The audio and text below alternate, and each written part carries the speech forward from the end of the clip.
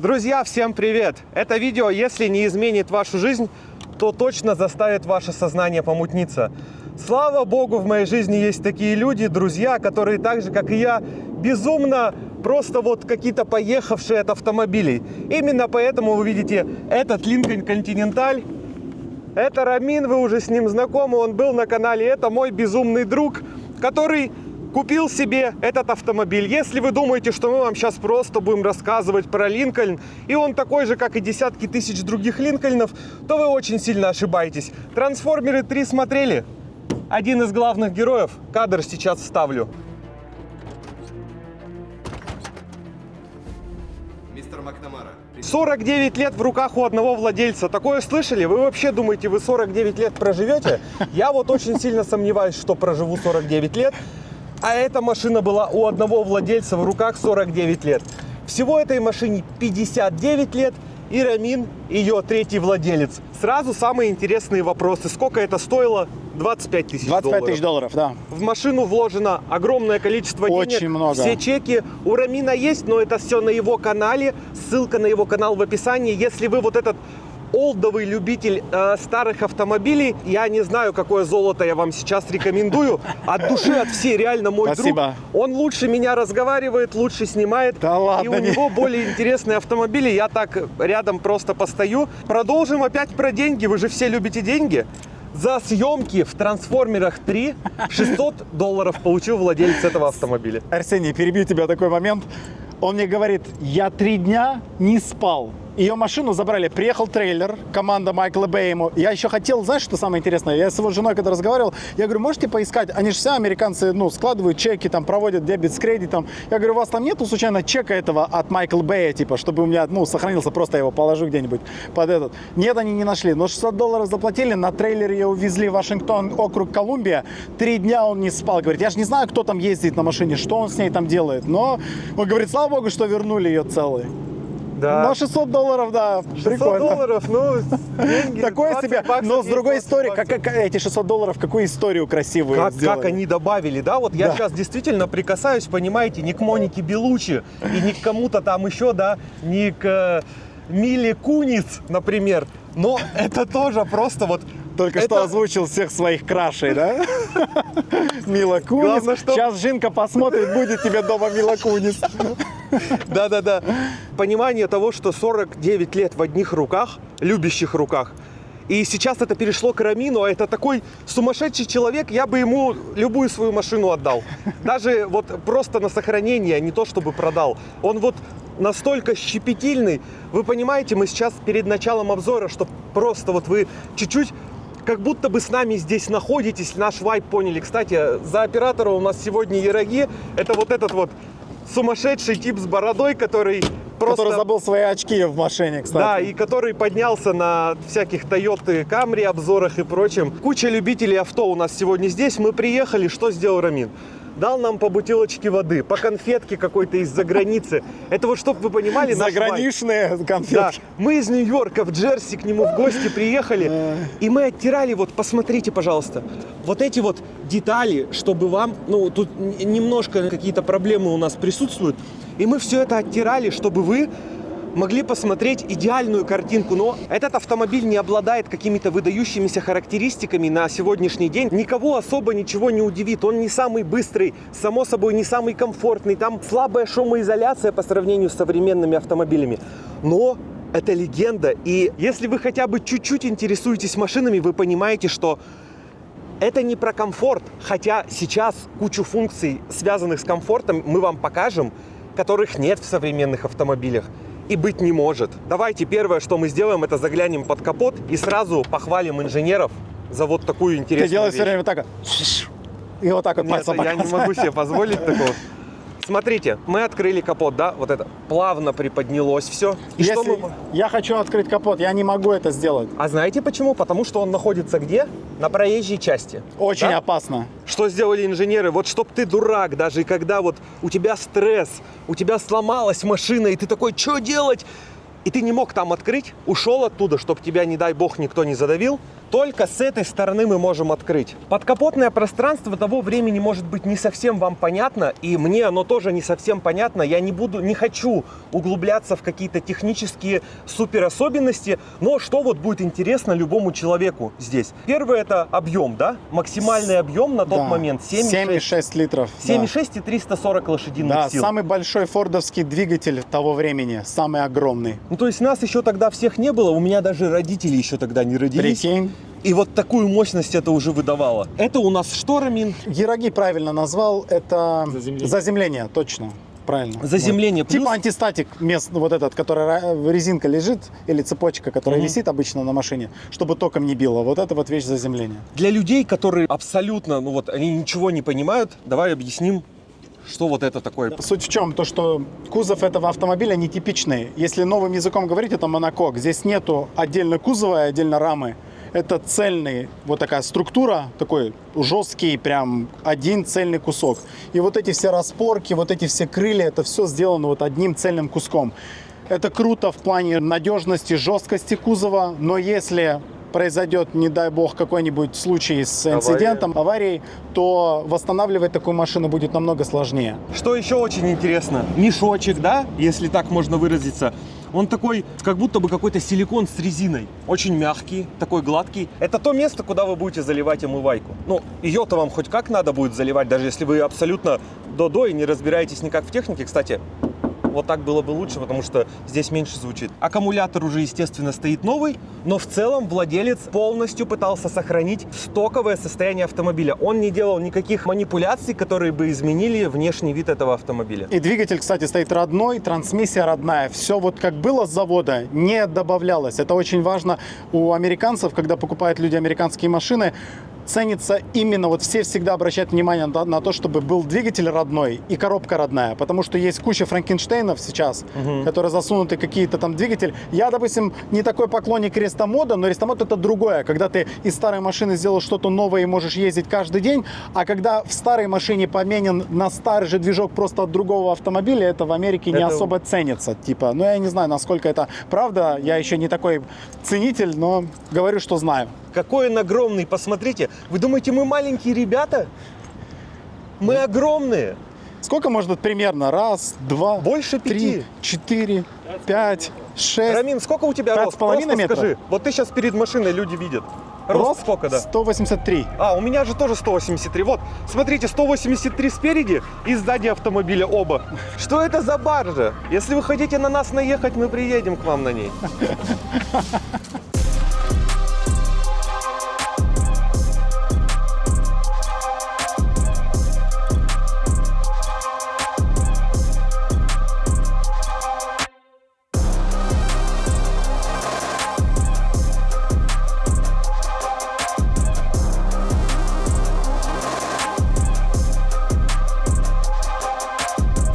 Задняя часть. Если у вас привстало что-то, то я абсолютно вас не осуждаю. Как это вообще? Насколько это красиво? Давайте посмотрим внутрь, потому что красота это одно, но есть еще такой момент, как практичность. Отодвигаем значок. Ну, вы на Форде тоже, наверное, такую историю где-то видели. Я вот на втором Форде своем это видел. И поднимаем. И попадаем в студию в Америке. Всего $1000 в месяц, и эта студия ваша. И тут уже как бы кто-то у нас живет, арендодатель. Немножко интима уберем, у нас все-таки автообзоры, мы интим чуть-чуть уберем. Очень интересное расположение запасного колеса. Это его стоковое расположение. Залезу просто показать. Вот, то, да, что... да. Вот здесь есть сидушка вот эта. 183 сантиметра. Да, вот можно он. сесть спокойно. Яраги вообще поместился полностью вот так вот. Да, И мы да. еще теперь решили, как меряют, знаешь, блюдо, которое остроту меряют в кельвинах, или как оно там называется? Сковели. Сковели. Вот теперь багажное пространство нужно мерить, нужно что-то придумать с яраги. RG. RG. Старый стикер, который показывает, как нужно поднимать автомобиль с передней части, с задней. Вот он здесь находится, он не особо безопасный, но вот такая вот штука обычно на внедорожниках в Америке старых, в Wrangler'ах ставится. Пожалуйста, проходите в это великолепие. Двери называются «Суицид». Кстати, кто-нибудь из вас знает, вот я когда даже делал обзор, я не понял, почему их называют суицидными, потому что они на ходу открываются или или из-за того, что это небезопасно Для выходить пассажира, да. для пассажира, то, что тебя может там машина сбить, потому Я что ты думаю- не видишь, ты не можешь открыть дверь и посмотреть назад, не едет ли там машина. Я думаю, то, что сбить, потому что так дверь просто заламывает, пассажир остается живой. А так, если ты даже шаг сделал, тебя прижало. Но Юраги говорил, что в свое время эти двери на ходу открывались, и люди могли оттуда вывалиться. Возможно, возможно. Но Есть если и истина, такая напишите дверь в комментариях.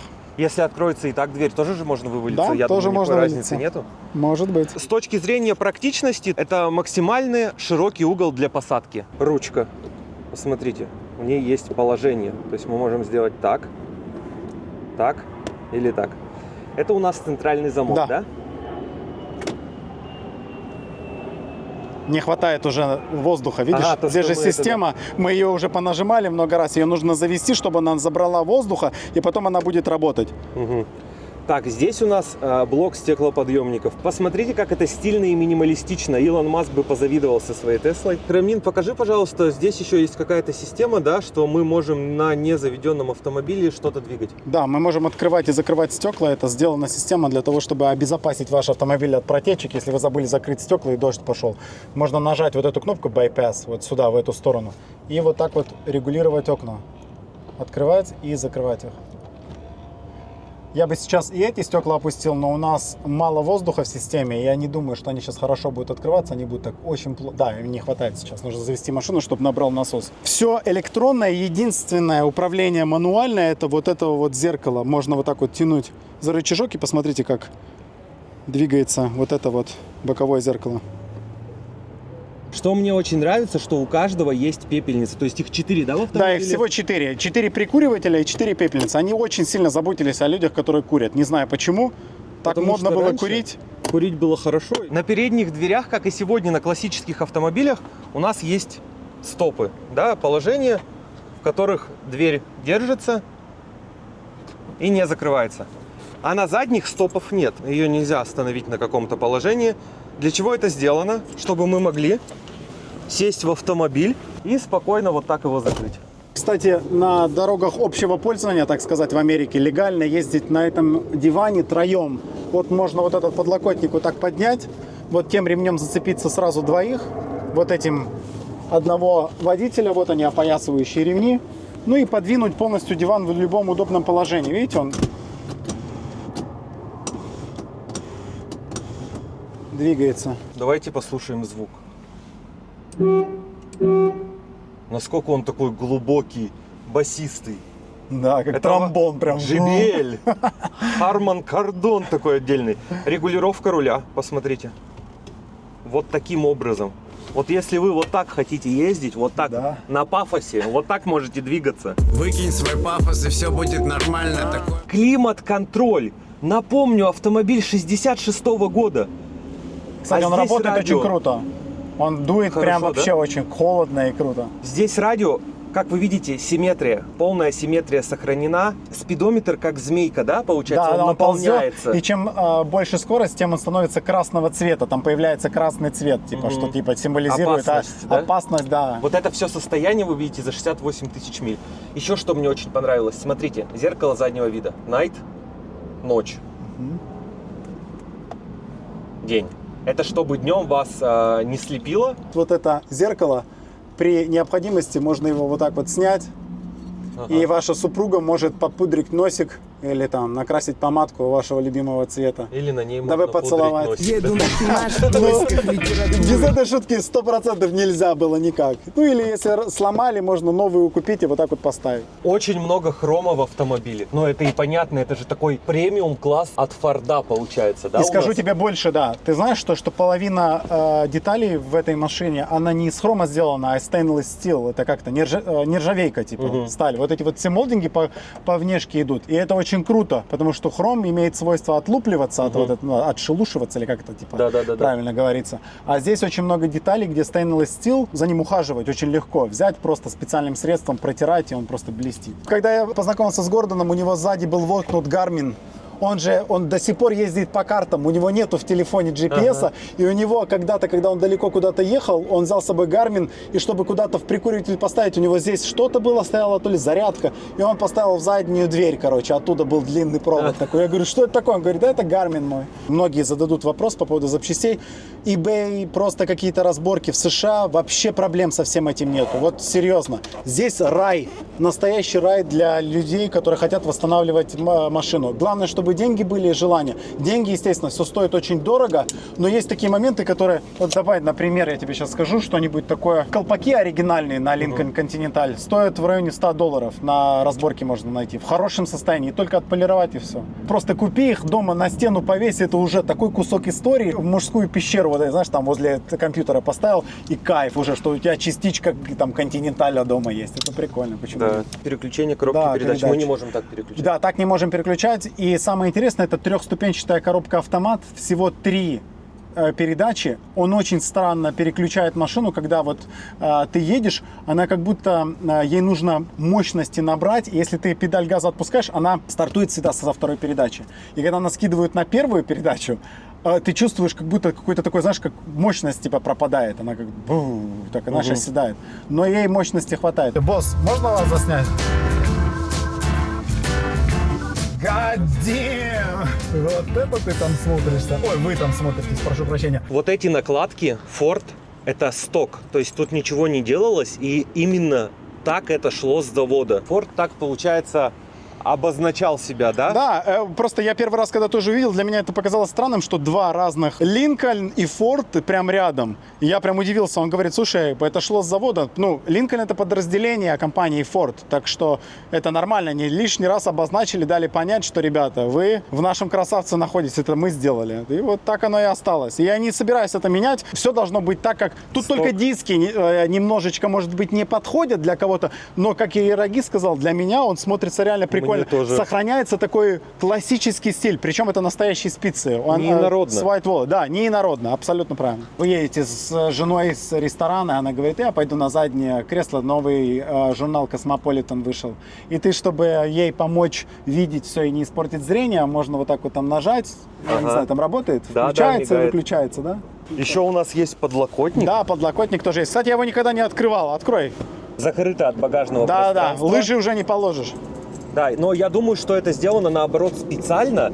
То есть в то время... Ну, это же люксовый автомобиль. Наверное, нужно было сохранить, типа, какой-нибудь... Закрыть, знаешь, как вот, я имею в виду голый металл. А здесь они как всё. будто закрыли... Возможно, я Может не знаю, быть. конечно. Вот, честно говоря, настолько глубоко я уже не углублялся. Ну да, вот смотрите, я начинаю открывать, там от багажного пространства какое-то место есть, и она прямо встает. Крыша... Как в шестерке, Как да? в шестерке, да.